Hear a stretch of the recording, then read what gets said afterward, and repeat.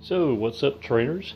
So, this week has been a very difficult week to understand from the minds of Niantics, especially if you are a player of the Pokemon Go app.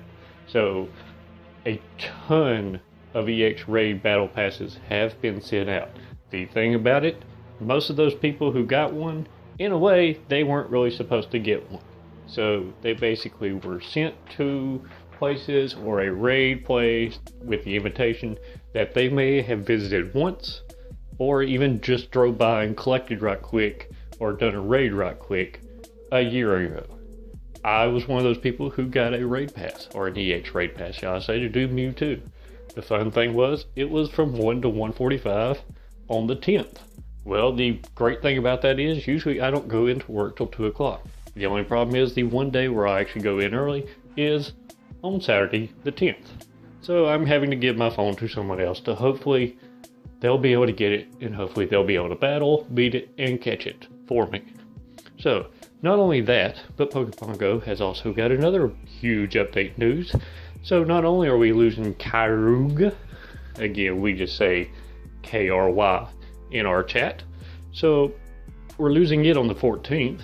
Well, now the issue is we're going to have 2 Tier 5 Raid eggs, just kind of like how we had when they introduced Kyurg. They sit there and still had Groudon, so you had to kind of guess and wait till the last second.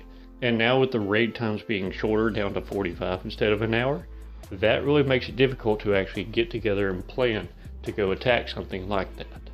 So that is the only difficult thing about it. I mean, it is Rayquaza, which we know on the game its attack is actually higher than Groudon and Kyurg.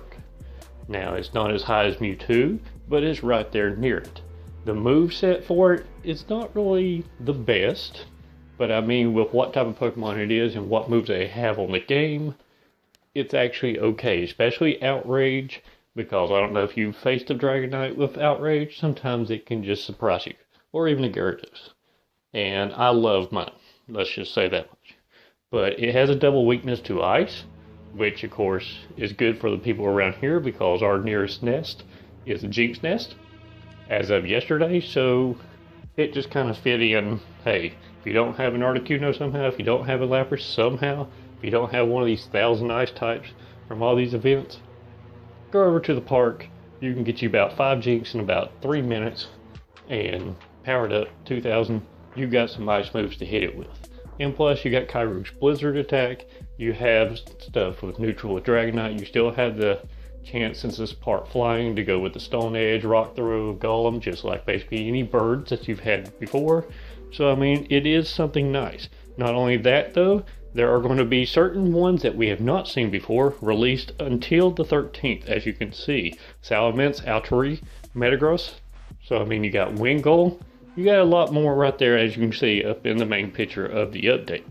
So that is going to be something interesting. Plus, there's going to be new boxes coming and hatched eggs that you may see different. So, I mean, who knows how it will go. I don't like the fact that they're only doing it until the 13th. What I basically think is, hey, you didn't take away Ditto, you didn't take away Larvitar, Dratini, all those rares from Gen 2, Gen 1.